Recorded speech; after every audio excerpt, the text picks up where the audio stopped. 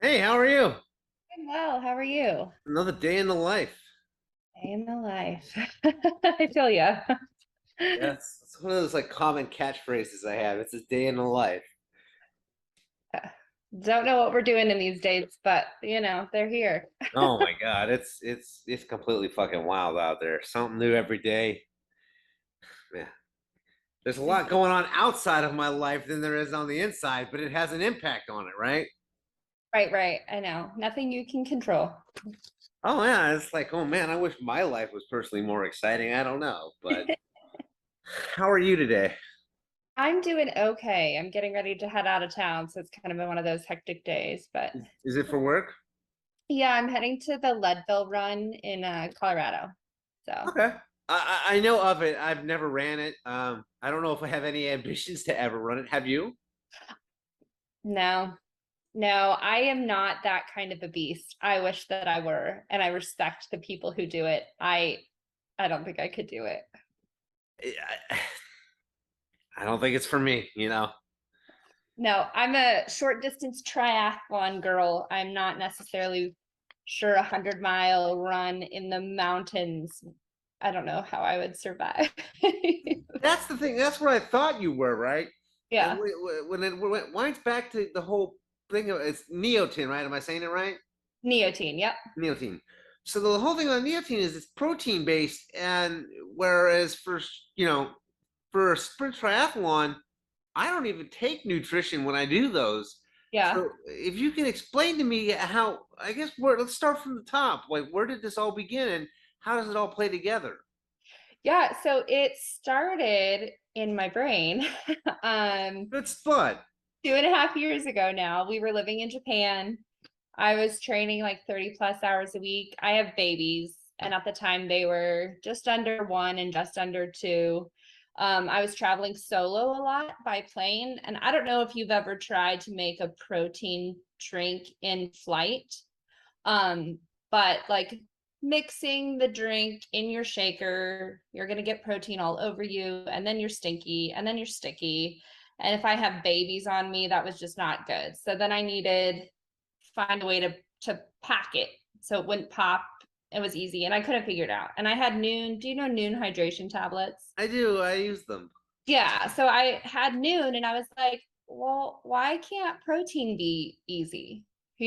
Why are we left with the way that it is? So then I started doing a ton of research. I couldn't find what I wanted, which was easily portable protein, didn't require a shaker ball, didn't taste gross.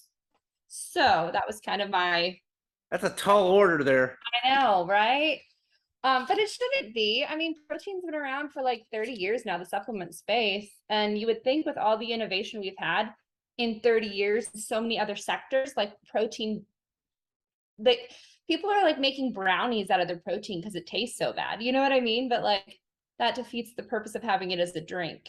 So started doing a bunch of research, started mixing a bunch of products in my kitchen in Japan, talking to dietitians, nutritionists from like very big organizations. My husband's a former special operator in the Army, so kind of working with those guys, and came up with Neotein. So it's 10 grams of protein, which is what most people can absorb in 1 hour. So that leaves a lot of like the GI issues that people get with standard supplements. I can swim with it in my tri suit. I can put it in my pocket on my runs or my bikes. So made it easy. It tastes like a sports drink, but it also has protein. So it has electrolytes and protein. It's collagen based that's been fortified to make it complete. So then it has like injury prevention. So that's kind of where it started and how it ended or how it got here. So why did you choose So protein over carbohydrates as fuel? Well, I'm not using it as fuel. So anything over 90 minutes, you can start incorporating protein into into what you're doing. So my training activities, I would use it. I don't necessarily use it on like a short distance triathlon because I'm not out there long enough. Um, but it has electrolytes in it. It has collagen in it. It has protein in it. So anything over 90 minutes, I can start incorporating into that nutrition plan. So on my long days, on Saturdays, on my bricks, stuff like that. Okay. Yeah. Now what now what's the triathlon world like in Japan? I mean, I've never interviewed anybody who was in Japan at any time. Yeah. Well, I was there in 2019 and then Not a good time. pandemic hit.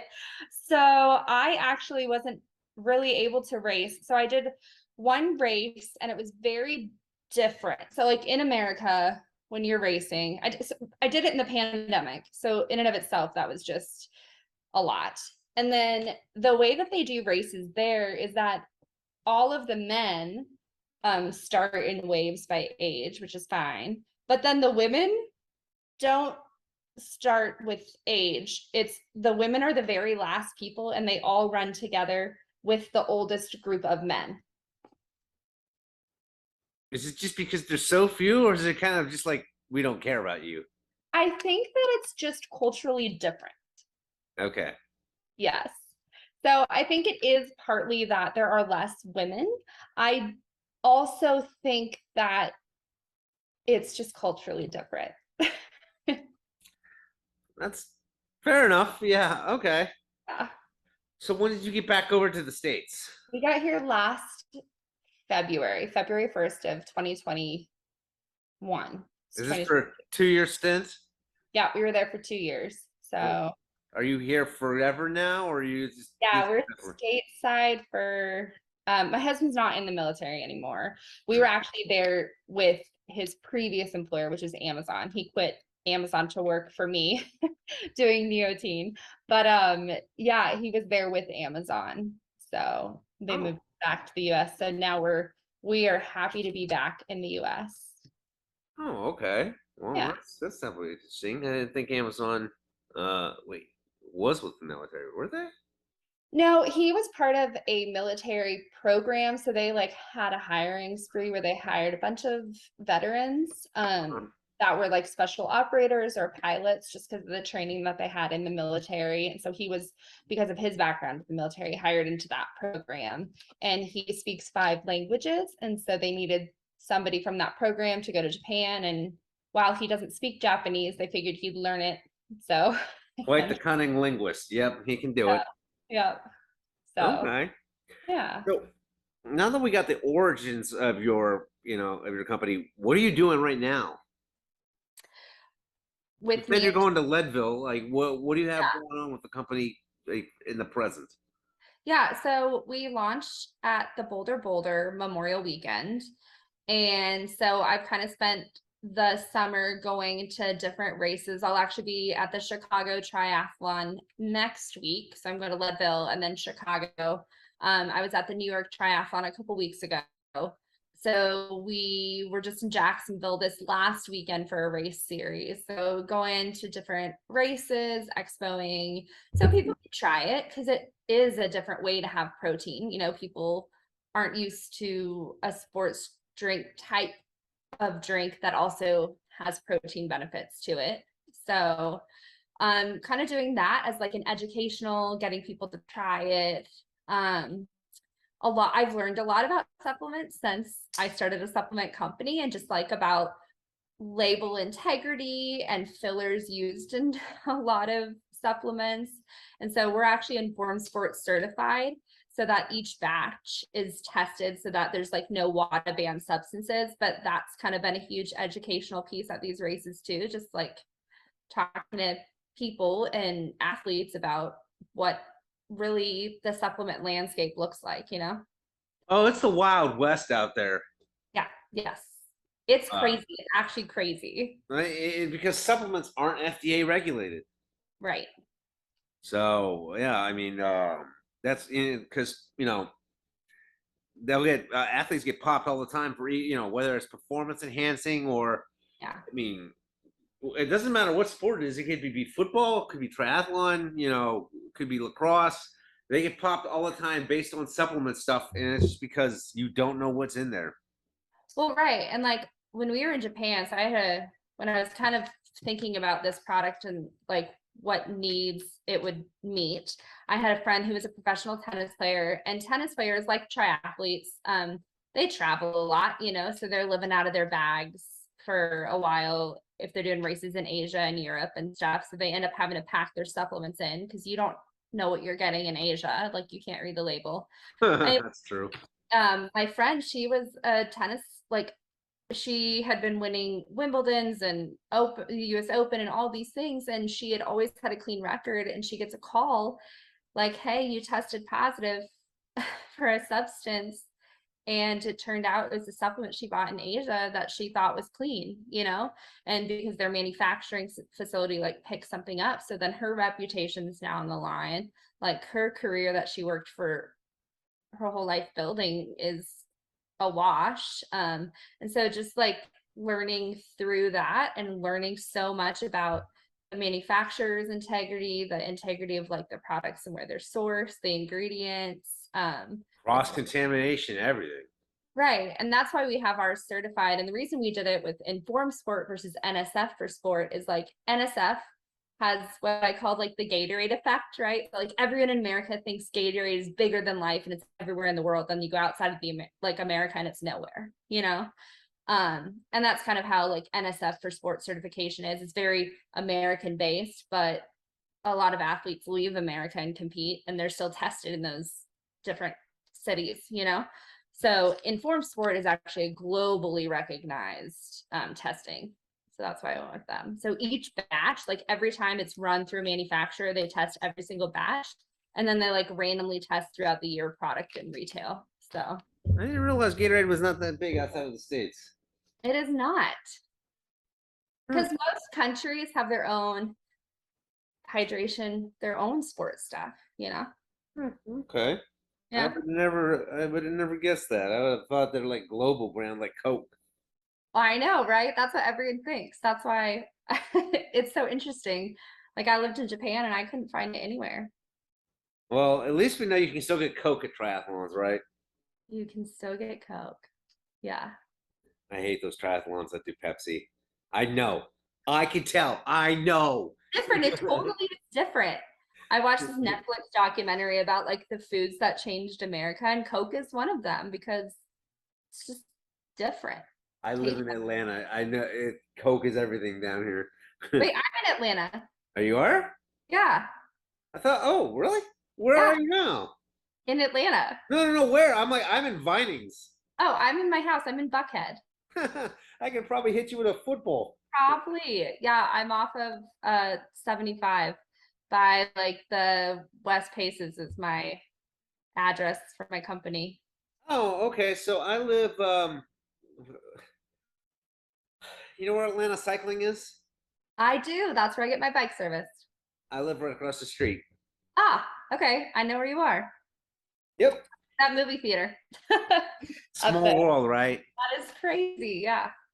That's cool. Speaking of good movie theaters, I don't know how long you've been here, but we have a drive-in movie theater in the South Metro. Yeah. And I have a Miata. I have two cars. We have a Miata. Really? I just got mine. He got like an old one because it's like a Colt. Pop up, yeah. It has like the pop-up lights. Yeah. So the reason why I got mine, it was my dad's midlife crisis car 25 years ago. Okay. And he can't drive it anymore. He doesn't have the mobility to get in and out of it. So I'm like, I'll take it. I said, one man's midlife crisis is another man's free car. Yeah. They're fun. I brought it down. Yeah, I know. I love it. I brought it down here. I've had it since May, so it's been a lot of fun. That's awesome. Yeah, we have a 96 Miata. My husband like loves it. Is it an M edition? Yes. Same, mine is too. It's this dark indigo blue. Yeah. His is white. Yeah. Mine's indigo blue with the tan top. So he probably has a black top, right? Yeah, we're like getting it. Have you been to R Speed? Is that where you get yours fixed? No, I haven't. It's only got 22,000 miles on it. Oh, I don't know how many. I think ours has like really low. I have no idea. But we love that thing. My husband wants to paint it. He wants to like totally deck it out. Oh, yeah? He's got to change out the suspension too. That's on my list of things to do. Yeah. That's so funny. It is a small world after all, right? As the song goes. Yeah. Oh, so you took it to the drive-in. Yeah, and it's awesome at the drive-in. You just drop the top and it's like, wow, this is so awesome. That's cool. I feel like that car feels way faster than it is because it's so low to the ground, you know? Yeah, well, that it's just there's no weight to it. I think it's under like I don't know the actual weight of it. It's got to be like 2,000 pounds, if that.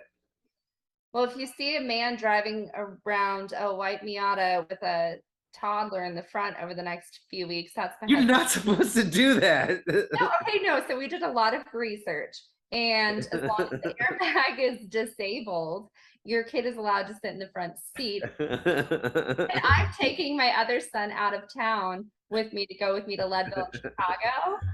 And so we have a Bronco, and so I'm like, I need the Bronco. I can't fit anything in the Miata. So Yeah, I found that problem. yeah, I think I can fit a bag of groceries. So anyway, he'll be zipping around with a baby. I thought you weren't supposed to have babies in the front seat of your car. You can I did so much research. So it's not a law, it's a manufacturer recommendation based on the airbags. Okay. I'll take your word for it. You did the research. I just He'll basically just be going to the grocery store with them. So don't worry. yeah. You know, the things I got that lovely Publix up the street that is like the ginormous Publix. Yeah, It's so awesome. I love it there. Oh, I can't believe you're in town. I I'll know have that's to, fun. do you do any group rides or group runs there in town? No, I don't. I'm genuinely afraid to ride the streets of Atlanta. So I was talking to some of the guys at Atlanta Cycling about like how many times they've been hit, you know, um, riding the roads here. And every time I drive around here, I'm always nervous for everyone who cycles. So like I do the Silver Comet, um, or the Beltline for my outside runs, or I'll like go out of town. But riding a group ride in town on these streets causes me severe anxiety. I did get hit over in Decatur. See? Yeah, people are not like, oh, they're not aware when they drive. Yeah, that's how I got my brain injury. It was at 7 in the morning when people were rushing around. Yep, and they don't care about you. So, did you get a TBI? Yes, I have My one. husband has two of those. Yeah. Yeah, they're not fun. No. When did that happen? 2017, October 5th. It was 10 days after Ironman Chattanooga. That sucks, man. I'm sorry. Yeah. But you know, I mean, as you know, with your husband, it's kind of a long road. And you know, luckily your husband has you. I was with someone at the time and they had no interest in helping me. You know, Oh, it was kind of a hard road for me. yeah. I'm sorry. I can't imagine.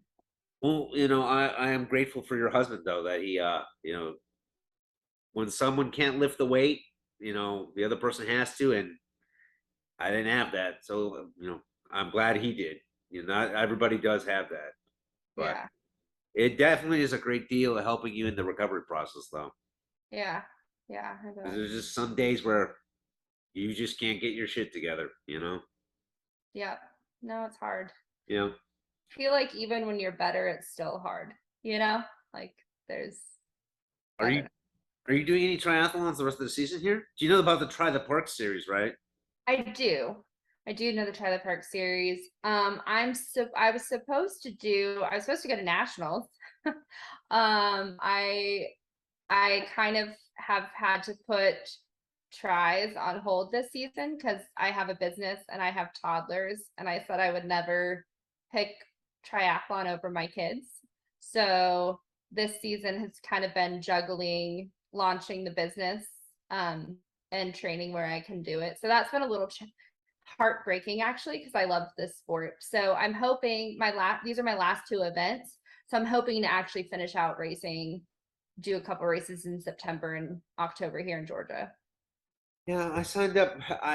It's been an off season for me just because I haven't been all together with it. But I signed up for a Big Peach Sizzler 10K on Labor Day, and then I did I'm doing the John Tanner in September, the sprint.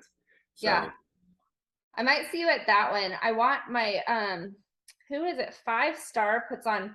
I don't. There are some they're the ones who put on like kid ones. My son did his first triathlon at 3 last year with them. So I think both my boys are 3 and 4, so they might do it again this year. And then I'm hoping to like myself then just race all the rest of the races here in Georgia in September and October. Yeah, and then there's the Rock and Roll Man out in October. Yeah, and that one's a fun one. I haven't done that yet. The year I was going to do it, it got rained out by a Oh. hurricane or tropical storm or something. Do you do any of the linear ones? The like linear ones? Um, I've done the Try the Park ones up there, but I haven't done Lanier Islands, that one yet. I haven't done that. I So, like it up there. I didn't actually realize that place is up there until last year when I was up there for like the Georgia Women's uh-huh. I'll tell meet. you what, you'll like the Chattanooga waterfront. Do you do Olympics? Is that too far for you? No, I do Olympics. Yeah. Chattanooga the waterfront's got a sprint and an Olympic, and if you've never raced in Chattanooga, then you really need to. Yeah. It's a lovely town. Oh, we go up to Chattanooga. Well, before I had the business and I was traveling a lot, we were up there every weekend. Like we love it up there. Yeah, I would live up there if honestly, I mean, it, it, pre-pandemic, I probably should have made the move, but I didn't. You know, Yeah. so Yeah. But your dad's here. no, my dad's in Ohio. Oh, wait, why are you here? Why am I here? I moved down here 2011 to go to Georgia Tech. Okay. And then I stayed here to work as an architect until I lost my career due to my TBI. Yeah. So I'm still here. I'm not going back to Ohio. I'm not Why going don't back. you go to Chattanooga now? Huh? You No, should. I just like racing in Chattanooga. Oh, It's you one of don't my like living there. yeah. I wouldn't mind living there, but it's starting all over again. Yeah, I know. That's hard. Yeah. So tell me about to get you out of here on this. What's the future of Neotein? Yeah, I hope to take over the planet. But I really do hope to make the best protein product out there to show. I really want to educate people on supplements and on this space. I feel like people are very health conscious, especially in this country, but they're very um undereducated on the supplement space and what you consume matters. And so I really want to like kind of pioneer this new type of protein, like in the way that you have it, the flavor profile, show people that protein doesn't have to suck. So I really want it to be a widely consumed and recognized product. Yeah, that's the thing. A lot of Americans, I can't speak for anybody in other countries because I just don't know what their habits are. But I do know that based on people in my life and the people I know, they don't, they get a lot of blind trust when it comes to their food and their supplements, right? Yeah. They just assume like the FDA, all that stuff, they got them covered, right? Well, there's certain things that they don't cover. And, that's when you end up with class action lawsuits or failed drug tests and stuff like that. But they put a lot of blind faith in food and the government regulations, thinking they're not covered, but there are still blind spots there. Well, there's so much like so what I learned, I called every single manufacturer in America because I wanted it after living in Asia. I realized I definitely needed it manufactured here.